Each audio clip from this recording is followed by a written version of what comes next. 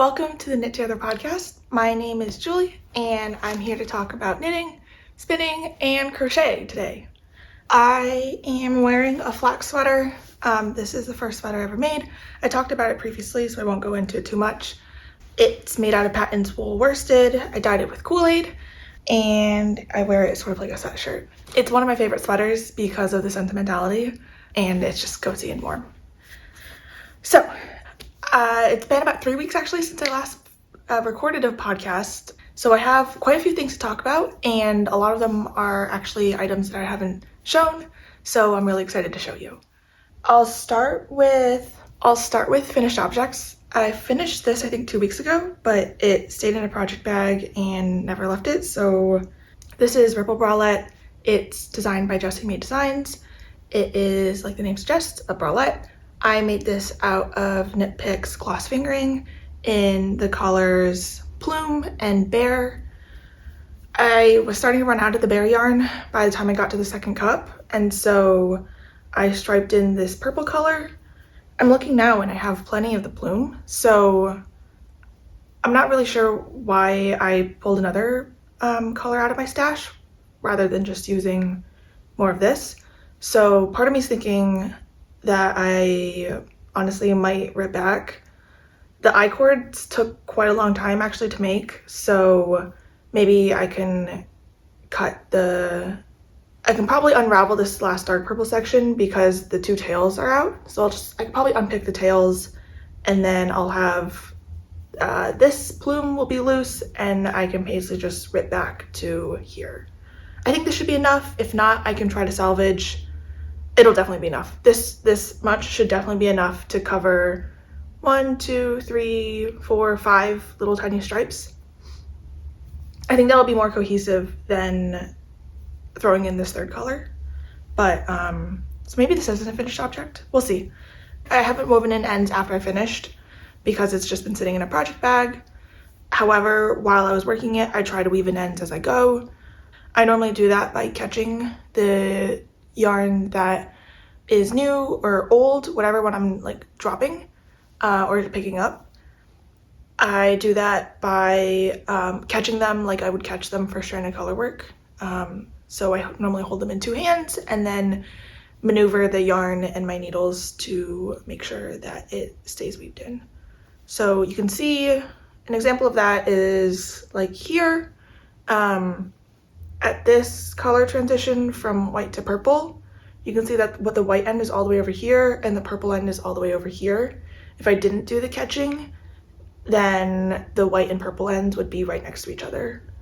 But instead, the color change maybe was right in the middle, and I caught some stitches with I was moving from white to purple, so that means I was dropping white, so I was moving this way. So as I was bringing the purple in, and still working white stitches, I caught them and then made the color change and started using the purple for actual knitting and trailed the white behind for a few stitches to weave that in as I went. So that's the Ripple Bralette. I guess it's 90% done. It's done. Like, I have a cast off project, but I'm looking at it now. I haven't looked at it in 2 weeks. I'm looking at it now, and I think I have enough yarn to fix it up. So maybe I'll bring it back on next time. We'll see. The next finished object that I have is something that has never been on the podcast before. It is this shawl. This is a big triangle shawl called the Kearsarge shawl.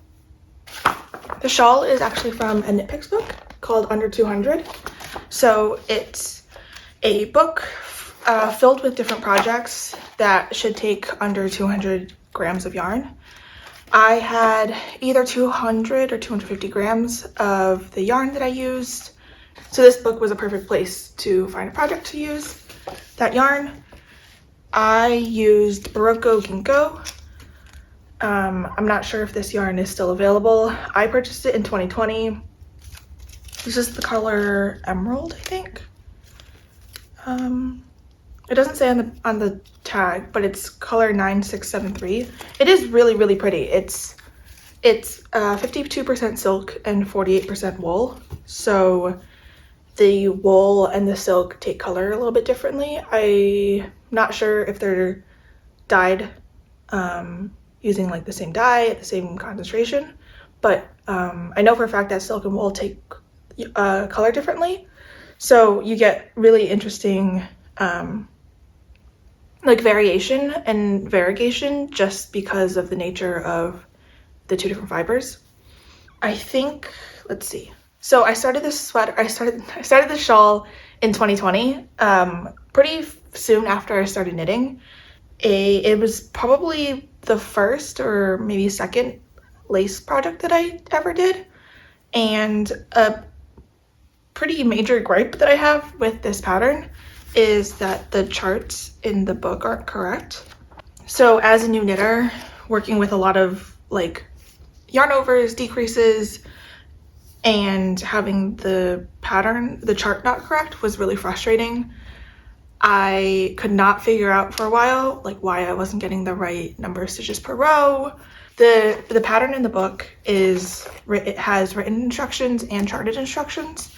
I think either the written instructions are correct, or I just really painstakingly had to do the math and figure out like how to resolve the math.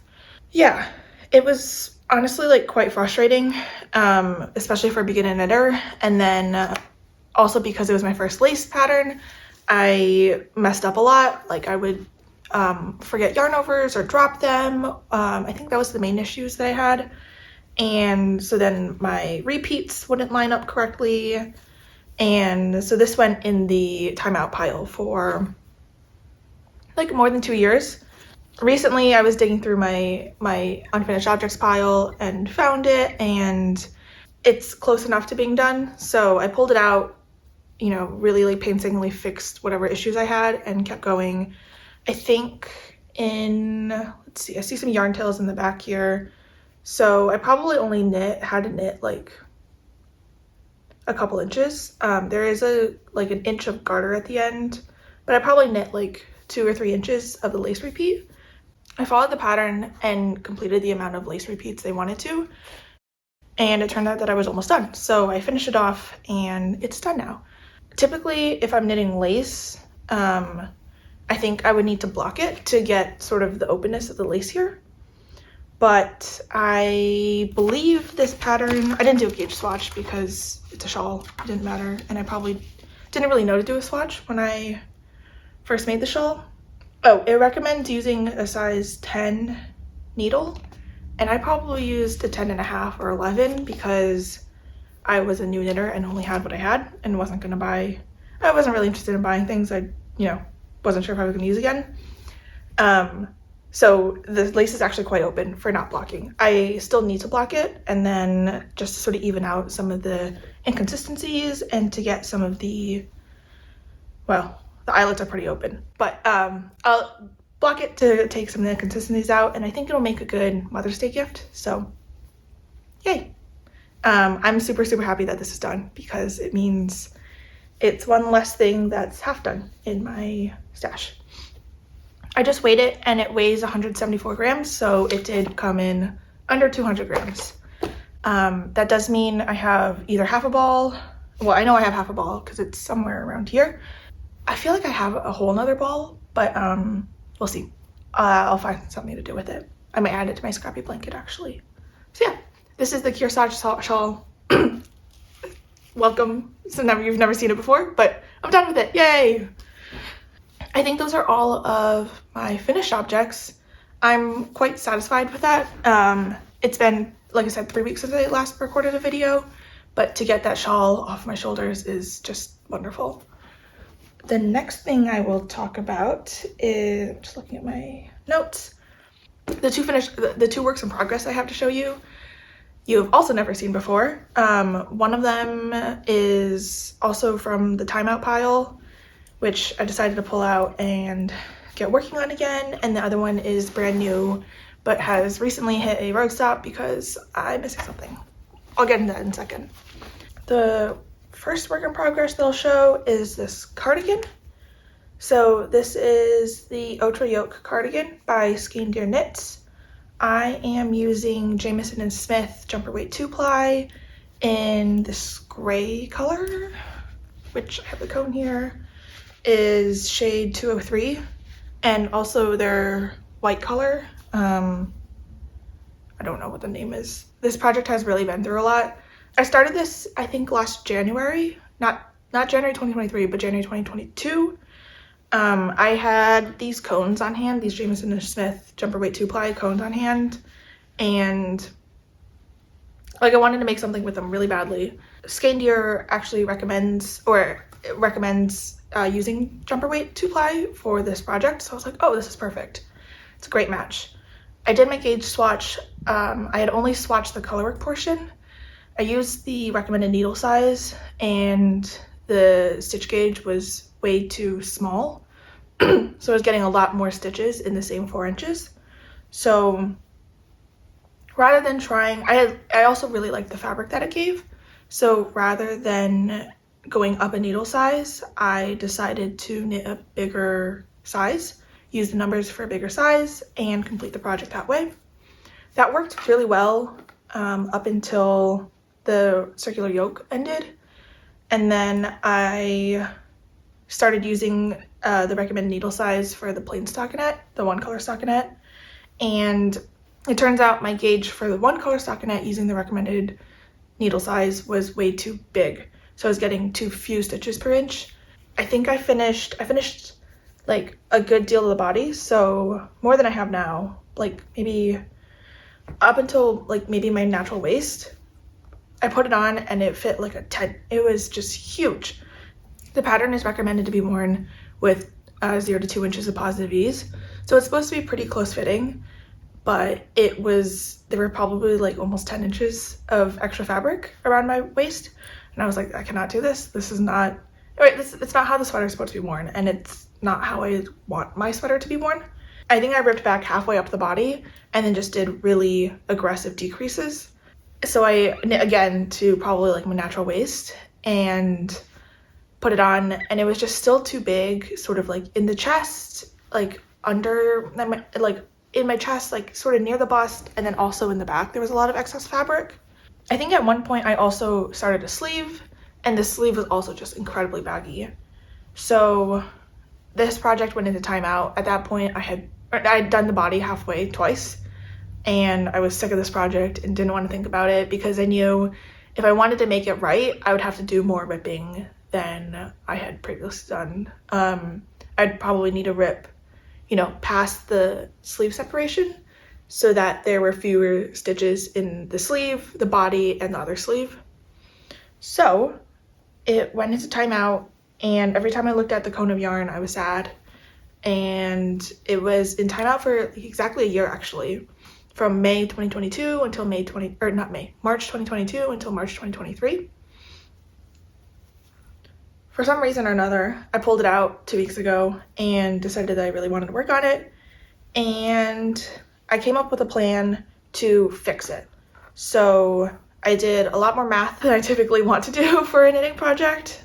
I don't dislike math. Math was my favorite subject before college. This is just arithmetic, but actually I don't mind the math that much. But if I can, I would prefer to just knit rather than calculate numbers. I took into consideration the gauge of the needles I was using, as well as what I wanted the final measurements to actually be. For the most part, I liked how the front of the body fit, because of like the bust, there needs to be some more fabric in the front rather than the back, but the back was too baggy. And then generally, I wouldn't mind if the gauge was a little tighter.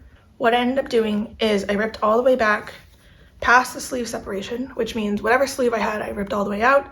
All of the body that I had, I ripped out. I ended up ripping out 120 grams of yarn, which is Jamieson Smith jumper weight 2-ply is normally sold in 25-gram balls. So I ripped out the equivalent of 5 balls of yarn. Ripped past the sleeve separation and into these raglans. So after the circular yoke, this sweater has raglans to make sure that the yoke depth is like appropriate, and so that there's enough like fabric for everything that happens here in the armpits. What I ended up doing is I ripped halfway into the raglans and followed the pattern as directed, using a smaller needle size for the front, but for the back raglans, I actually didn't make any increases. And that leads to less fabric in the back so that it's not so baggy and it doesn't look like I'm wearing a tent as much. And then I separated for the sleeves as the pattern instructed to and started the body. I think I've gotten down to 1 waist decrease. Since another issue that I had with the previous versions was the sleeves, I wanted to start those to just sort of give them a test run. I didn't want to get so far down to the body and then move the sleeves and realize that the sleeves are also too big, because then I would have to rip out everything that I worked on. I finished almost 1 sleeve, as you can see. Honestly, the sleeve is still a little bit baggy up in the armpit area, up in the very upper arm, but I'm gonna live with it. I'm not super concerned about that. For this sleeve, I started the ribbing with the same needle size, but I don't think I like it, so I put the stitches on hold and just moved to the other sleeve because I probably didn't have a smaller needle available. So this sleeve is almost done, and then this sleeve here, the second sleeve, is maybe almost to the armpit. I am using my little circular chagu needles for the sleeves because I made the acquisition about the same time that I started this sweater, but haven't really used them, and every time I see them I sort of feel guilty for not using them and think like maybe I should just sell them. So I'm giving them another shot. I don't mind them too much. My preferred way of using them is with 1 long needle, 1 short needle. I typically hold the long needle in my left hand so I can grip onto something, and then I actually use the short needle in my right hand. I think it gives me like better like mobility and maneuverability. I don't know. That's how I've liked it so far. I've found that if I hold the long needle in my right hand and the short needle in my left hand, I just don't like it because I feel like my left hand needs to grab onto something.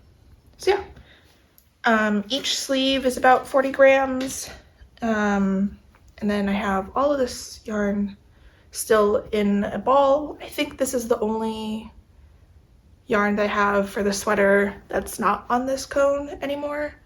This is all like ripped out yarn, so once I finish this I will have to go back to the cone. The one other thing that I will say about this, not so much the sweater, but the yarn, is that when you buy this kind of yarn on cones, it doesn't really feel exactly like the final yarn feels. So the yarn on the cone actually has a lot of the spinning oil still on it, because my understanding is that from the spinning machines, once the yarn is spun up, it goes straight on the cone. But if they are producing the yarn to be sold in balls, they actually take the yarn from something like a cone, either the cone or the bobbin, and put it into like hanks and wash it and then ball it up. So this is actually stiffer and like scratchier than the final washed yarn is. So every time I've blocked this sweater, when I've knitted up with yarn straight from the cone, the water is like brown. But you know, you just change the water a couple times and it comes out clean again. The cone is nice because there are no ends. It's all one piece of yarn. That's really, really nice. It's just one piece of yarn. No weaving in ends. I love it. So yeah, so that's the Otra Yoke cardigan. I talked about it a lot just now. I've had a long backstory with this, but I'm really excited to have it finished soon.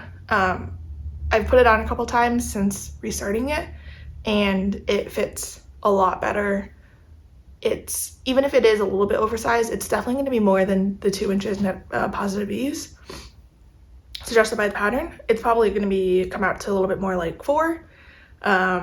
That's still like a lot more wearable than like the 10 I was getting earlier. So yeah, and none of these issues are like an issue with the pattern. It's all user error. It's me not swatching correctly. It's me just not doing my due diligence. So Otra Yoke cardigan. Phew. And then the last work in progress that I have is a tiny little crochet project. This is what is going to be a little stuffed fish, a little cat toy. So this is a free pattern on Ravelry called the No Sew Cat Toy, and it is just a little, it's really just a crochet, single crochet little cat toy. I'm using just 100% acrylic yarn from like Michael's in this red color. It's like a worsted weight yarn. And I got this far in either 1 or 2 episodes of Parks and Recreation. I'm not a very good crocheter, but this time I was really meticulous. I'm not a really good crocheter because I like to go rogue and forget to count. But this time I was really meticulous with the counting, and all of my numbers are correct, which I'm really, really proud about. But then I went to go look for my catnip because I normally stuff it with polyfill and catnip, but I can't find my catnip. At the end, it gets closed up and gets this cool like back fin effect with like triple crochets, double crochets, like half double crochets, and it sort of creates a nice like wavy pattern, which for someone who is only really familiar with slip stitch crochet and single crochet, it's really, really cool when you get the wavy pattern at the end. I've made like 3 or 4 of these so far. I like to give them to friends with cats, especially if I'm like staying on their couch for a little bit and visiting them. They're just cute little cat toys. So that's the crochet in my life, spicing it up a little bit. And then I've also worked on a little bit of spinning. Recently, like over the last week, instead of working on my cardigan, I've been trying to spin a little bit more. So this is, I think it's about 150 grams of singles. This is from Comb Top that I showed earlier in like a much earlier episode. It's from John Arbin. It's their Appledore fiber, which is 40% Devon Closewood, 40% Romney, and 20% Exmoor Blueface. This is the color Sheep's Nose, so I even brought a little example of what the comb top looks like. It's this brown and this blue color, which don't seem to go together really well. But I purchased it because the finished yarn on their website looks so pretty. Like the actual yarn that they sell, the Appledore DK maybe, or they have the same, they take this comb top and spin it in their mill and sell the yarn. So I wasn't expecting to like the brown and blue together, but I actually really do. I've been spinning this long draw from the fold. I take a floof of it, fold it across my pointer finger, catch the first bits, and then let it pull it into yarn.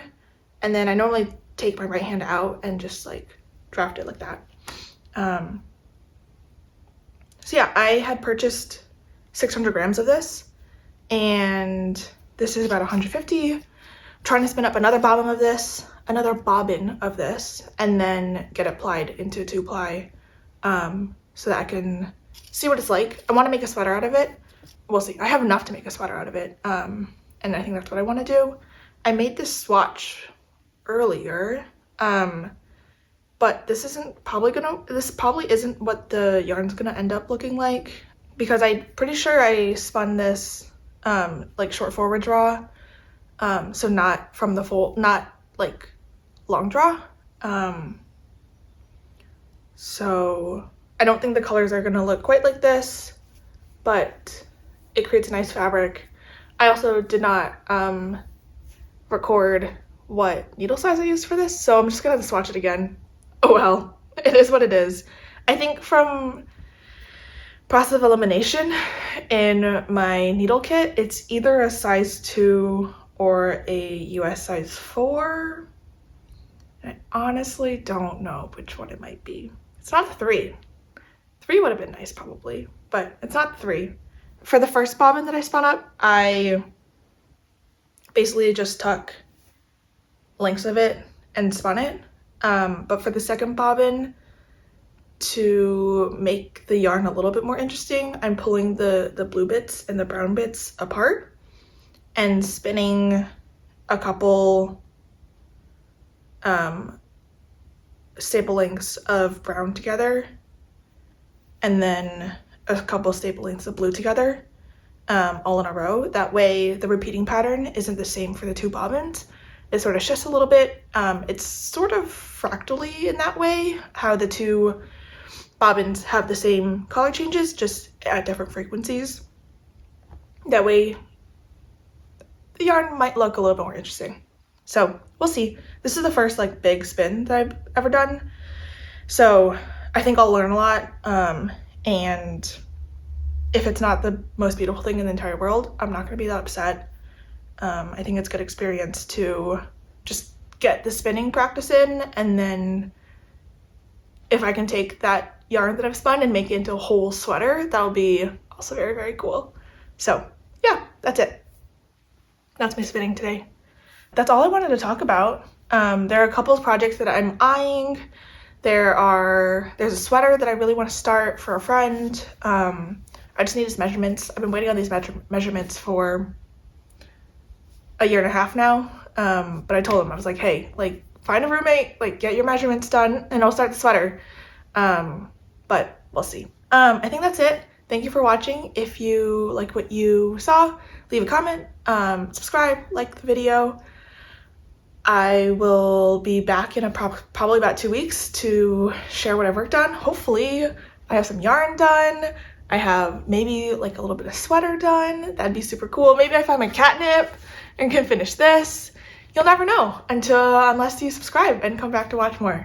All right, have a nice day. Bye.